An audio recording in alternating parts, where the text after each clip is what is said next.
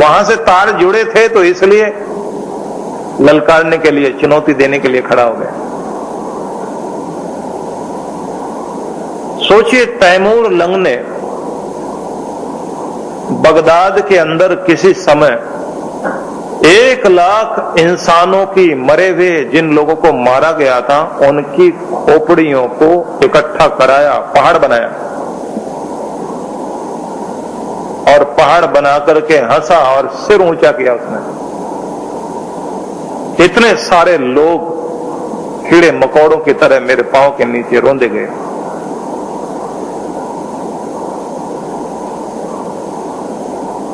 और एक दिन उसने बहुत बहुत गुलाम पकड़वा के मंगवाए। अब जिसके हंसने हंसने में दूसरे की मौत हो जाए, ऐसे आदमी के सामने दास खड़े हुए हों, तो इस समय मनुष्य की हालत क्या होती है। तुर्किस्तान का एक कवि, प्रख्यात कवि, जिसके तार अपने रब से, अपने मालिक से जुड़े हुए थे, उसको भी कैद करके बुला लिया गया। दास बना करके तैमूर ने उसको सामने खड़ा करके कहा, बड़ा ज्ञानी है, समझदार है, हिसाब किताब लगाता है कर्म का, जरा हिसाब तो लगा, ये जो गुलाम खड़े हुए हैं इनकी कीमत कितनी कितनी है। तो जितने वहां खड़े हुए थे उन दास लोगों की तरफ, गुलामों की तरफ नजर डालकर अहमदी ने कहा, 4-4 हजार अशरफी का एक एक व्यक्ति है। बहुत कीमत लगा करके कहा।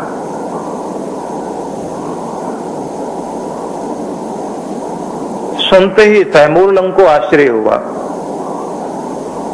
एक अशरफी में एक एक 2-2 गुलाम खरीद लिए जाते हैं, इतनी कीमत लगा रहे हैं। उसने कहा, अच्छा तो फिर हिसाब लगाने ही लगे हो तो फिर हमारा भी हिसाब लगाओ, हमारी कीमत क्या होगी। अहमदी ने कहा, आपकी कीमत 24 अशरफी। तैमूर लंग कहा, अच्छा मूर्ख हो, समझ में नहीं आई बात। अरे 24 अशरफी के तो हमारे कपड़े कपड़े हैं।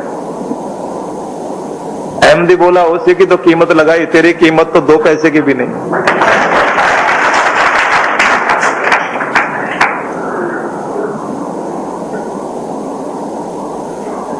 तैमूर लंग गरजा, खबरदार। उससे भी ज्यादा ऊंची आवाज में अहमदी बोला, जो आदमी ताकत वाला होकर कमजोर को सताए, दूसरे के हिस्से की रोटी को छीन ले जाए, हंसते खेलते चेहरे के ऊपर पीड़ा भर दे, उसकी कीमत 2 कौड़ी भी नहीं होती। उससे तो अच्छे कीड़े मकोड़े दुनिया के काम तो आते हैं। कितनी बड़ी हिम्मत की बात उसने कही। और कहा जाता है कि तैमूर लंग को न जाने क्या हुआ, उसने सुना और सुनने के बाद कहा, अच्छा तू तो जा यहां से। तो जो रब के अपने मालिक के नजदीक बैठने लगते हैं, उसका ध्यान करने लगते हैं, उनके अंदर इतनी हिम्मत हो जाती है क्योंकि वहां से तार जुड़ गया। लेकिन जब भगवान अपना स्वरूप प्रकट करता है तो न जाने कितने कितने उसके बंदों के अंदर एक साथ फिर से वो दीप्ति, वो प्रकाश प्रकाशित होने लगता है। संसार को जगाने के लिए, संसार में फिर से वो लहर पैदा करने के लिए किसी न किसी रूप में परमात्मा अपना स्वरूप प्रकट करता है। इसलिए कहा जाता है कि किसी में कोई अंशावतार है, कोई 14 कला 12 कला का अवतार है, लेकिन कृष्ण षोडश कला संपूर्ण अवतार है, संपूर्ण रूप लेकर के प्रकट हुआ। कृष्ण वंदे जगत गुरु, कृष्ण जगत के गुरु हैं। सारे संसार के सामने जो शिक्षा दे रहे हैं, ये जीवन जीने का महान अंदाज है। भगवान ने कहा वीतराग भय क्रोध मन माया माम उपाश्रिता बहवो ज्ञान तपसा पूता मद भाव मागता। अर्जुन, बहुत लोग पहले भी पवित्र भाव में मुझको प्राप्त हुए हैं, जिन्होंने वीतराग भय क्रोधा राग को छोड़ दिया, भय से ऊपर उठ गए, क्रोध को अपने अंदर से पोंछ डाला और जो मेरी शरण ग्रहण कर गया,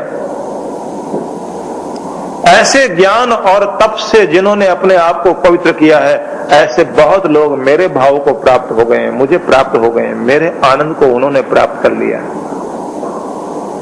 यहां भगवान ने रास्ता दिया कि अगर मेरे रूप को पाना चाहते हो तो उसका मार्ग क्या है। बताया वीतराग भय क्रोधा, राग को, भय को और क्रोध को पूर्ण रूप से परित्याग करो। माम उपाश्रिता, मेरे अंदर जो अपने आपे को अर्पित कर चुके, वे लोग ज्ञान और तप के द्वारा मेरे स्वरूप को प्राप्त हुए हैं, मेरे धाम तक पहुंचे हैं। ज्ञान और तप से अपने को पकाओ।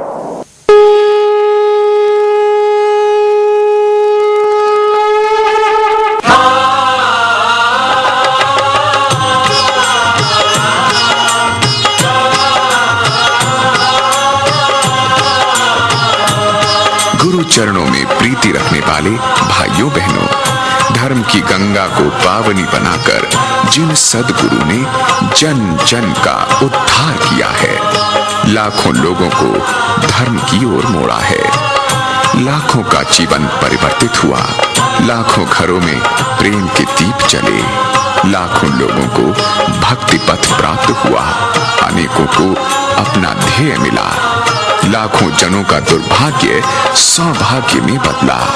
जिन्होंने वृद्धों की पीड़ा को समझ उनके लिए श्रद्धा पर्व चलाया, जिन्होंने साधना तप की महान विधियां देकर प्रभु भक्तों को प्रभु का सरल पथ दर्शाया, जो सद्गुरु हर दिन अपनी प्रार्थना तपस्या का फल अपने शिष्यों में बांट देते हैं, जो सरल सहज विनम्र सौम्यता की प्रतिमूर्ति है। खुद खा लेना प्रकृति स्वभाव, दूसरे का छीन कर खा लेना विकृति, और अपना हिस्सा देकर भी दूसरे का पेट पालना, इसका नाम है संस्कृति। ये हमारे देश की संस्कृति। जीवन की घड़ियां